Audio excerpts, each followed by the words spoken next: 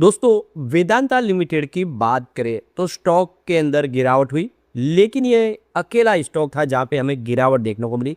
दूसरे चार जो नए लिस्ट हुए स्टॉक वो उन्होंने तो आज कमाल ही कर दिया है।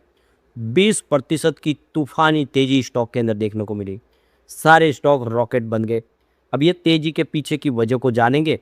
और अब आप देख ही सकते हो कि वेदांता का पूरा बंच अगर देखें, अगर आप 5 शेयरों को साथ में जोड़ दे तो जिन लोगों ने पहले वेदांता में निवेश किया होगा साल भर पहले, वो 300-400 में उनको वेदांता का शेयर मिला था।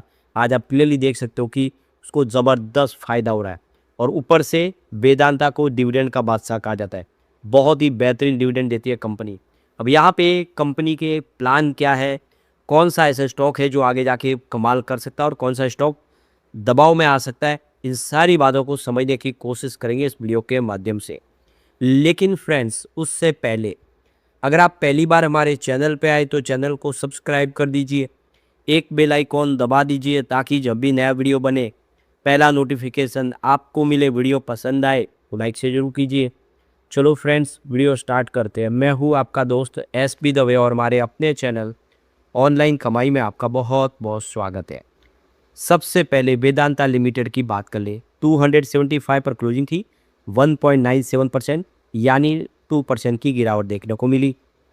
शुरुआत बिल्कुल फ्लैट हुई थी। 280 पर दो कल की क्लोजिंग थी। इंट्राडे में 281 का हाई भी बना, लेकिन तेजी रह नहीं पाई। यहाँ पे प्रॉफिट बुकिंग आ गई जिसकी वजह से ये 274 तक चला गया। तो अब आप देखें 360 का हाई बनाया हुआ है इसका स्टॉक का। फिलहाल स्टॉक आप देखें तो 280 के आसपास है। यहाँ पे कुछ दबाव की स्थिति जरूर है। अब वेदांता पावर की बात की तो 44.65 पर क्लोजिंग देखने को मिली, 10.85% की शानदार तेजी के साथ। तो यहाँ पे देख सकते हो कि इंट्राडे में 47 का हाई बना है, लेकिन लो बना वो 39 का है। यानी अपने 52 वीक के लो के आसपास आज ही पहुंचा स्टॉक और वहाँ से 47 का सफ़र तय किया जो एक नया हाई बना है।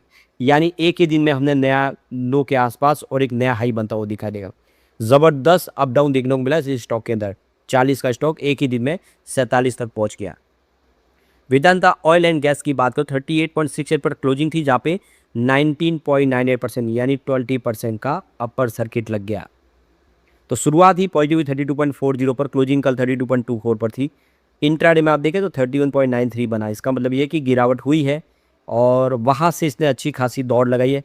30 का इसका है 52 वीक का लो, लेकिन जो हाई बना वो 38.68 का, जो इसने आज फ्रेश हाई बना है। तो इस स्टॉक ने भी आज देखे नया हाई बना दिया अपना। अब यहाँ पे वेदांता एल्यूमिनियम एंड मेटल की बात है, 452 पर क्लोजिंग की, 1% की यहाँ पे तेजी देखने को मिली। तो शुरुआत बिल्कुल फ्लैट हुई, इसके बाद में इसने अच्छी खासी दौड़ लगाई है, 462 तक पहुंचा। लेकिन उसके बाद आप देखें तो इसमें लो भी बना 438 का।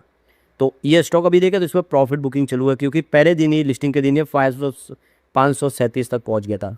उसके बाद आप देखें तो यहाँ पे थोड़ी सी दबाव की स्थिति है, लेकिन जितने ब्रोकेज हाउस है वो ये अकेला ऐसा स्टॉक है जिसको लेकर बुलिश है और उनको लगता है कि आने वाले समय वेदांता एल्यूमिनियम बहुत अच्छा कर सकता है। अब Vedanta iron and steel limited की बात हो 38.78 पर क्लोजिंग थी, जहाँ पे 9.98% लगभग 10% की तेजी देखने को मिली। तो ये देखो कि शुरुआत पॉजिटिव थी 36.48 पर। इंट्राडे में 36.25 का लो बना है। जो हाई है वो बहुत ही बेहतरीन है 38.78 का, जो इसने एक फ्रेश हाई बना दिया है। बिल्कुल नया इतिहास रच दिया, 19 से 38 तक पहुँच गया है। ये स्टॉक लिस्टिंग के बाद डबल हो चुका है, यानी एक विनर साबित हुआ स्टॉक। बहुत ही बेहतरीन प्रदर्शन किया है और आप देखिए लगातार अपर सर्किट में चल रहा है स्टॉक। तो वेदांता ऑयल एंड गैस और दूसरी तीसरी जो 3 कंपनियां उनमें भी बहुत अच्छा प्रदर्शन देखने को मिला, लगातार दौड़ लगाई। तो यहाँ पे देखिए कि Vedanta oil and gas, Vedanta power, Vedanta iron and steel और वेदांता एल्यूमिनियम शेयर जो है ट्रेड टू ट्रेड जो T2T सेगमेंट से बाहर आ चुके हैं और उसके बाद में 20% तक की उछाल देखने को मिलेगी। तो ये देखो कि इस समय निवेशक जो बहुत ज़्यादा बुलिश है इन स्टॉक को लेकर। तो T2T यानी ट्रेड टू ट्रेड सेगमेंट से शेयरों की हर खरीद डिलीवरी लेना आप जरूरी होता है। यानी शेयर आप इंट्राडे के लिए नहीं ले सकते, आपको डिलीवरी लेनी पड़ती है। इस सेगमेंट में इंट्राडे ट्रेडिंग की अनुमति नहीं होती है, जिससे शेयरों में ट्रेडिंग गतिविधियाँ बहुत सीमित रहती है, ज़्यादा वॉल्यूम नहीं होता है। अब इन चारों कंपनियों के T2T सेगमेंट से बाहर आने के बाद निवेशकों को सामान्य तरीके से ट्रेडिंग और इंट्राडे करने का कारोबार करने की सुविधा मिल चुकी है और इससे शेयरों में लिक्विडिटी बढ़ी और खरीदारी का दबाव भी तेज हो गया है। तो वेदांता लिमिटेड के कारोबार में प्रस्तावित डीमर्जर के तहत अलग अलग बिजनेस को स्वतंत्र कंपनियों में विकसित किया जा रहा है। इस रणनीति का उद्देश्य प्रत्येक कारोबार को अपनी क्षमता के अनुसार आगे बढ़ने और निवेशकों को अलग अलग क्षेत्रों में निवेश के विकल्प देना है। इसी वजह से इन कंपनियों में निवेशकों की नज़र बनी हुई है। यानी कोई निवेशक होता है जो मेटल सेक्टर पसंद करता है, या कोई निवेशक ऑयल एंड गैस सेक्टर पसंद करता है, तो अब उसको पूरा वेदांता लिमिटेड का शेयर लेने की जरूरत नहीं है। उसको जिस सेक्टर में पसंद है उसी में वो अपना इन्वेस्टमेंट कर सकता है। उसको लिए वो अब रास्ता खुल चुका है। तो अब आगे निवेशकों के लिए क्या रास्ता है? तो निवेशक जो मार्केट एक्सपर्ट उनका कहना है कि T2T से बाहर आने के बाद शेयर में उतार चढ़ाव और बढ़ सकता है, क्योंकि अब इंट्राडे ट्रेडिंग भी संभव है। हालांकि किसी भी शेयर में केवल तेजी देखकर निवेश करने की बजाय कंपनी के कारोबार, वित्तीय स्थिति और भविष्य की संभावनाओं का आकलन करना जरूरी है। यानी किसी भी शेयर में तेजी आ रही है इसलिए खरीदारी नहीं करनी चाहिए, बल्कि उसका बिजनेस भी आपको देखना चाहिए, आगे की फ्यूचर प्लान देखने चाहिए और उसकी फाइनेंशियल सेहत को देखना चाहिए, तब आप उसमें निवेश के बारे में सोचें। निवेशकों को ऐसे शेयरों में निवेश से पहले अपनी जोखिम क्षमता और निवेश रणनीति का ध्यान भी रखना चाहिए। यानी आप कितना रिस्क ले सकते हैं ये ध्यान रख के ही निवेश के बारे में आपको सोचना चाहिए, ताकि बाद में पछताना ना पड़े।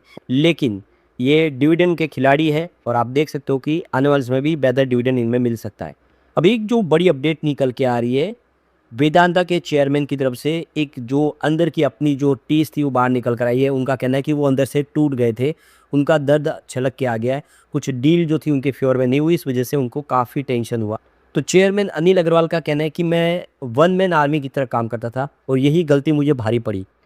ये कहना है 72 साल के वेदांता के चेयरमैन अनिल अग्रवाल का। उन्होंने सोशल मीडिया प्लेटफॉर्म एक्स पर पोस्ट शेयर की है, जिसमें उन्होंने बताया कि आखिर कैसे उन्हें जीवन का सबसे बड़ा सबक मिला, जिससे उनकी किस्मत पलट गई।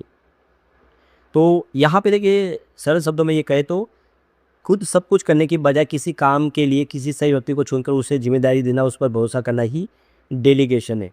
सोशल मीडिया पर उन्होंने बताया कि कभी भी वो वन मैन आर्मी की तरह काम करते थे और यही उन्होंने गलती भी की थी।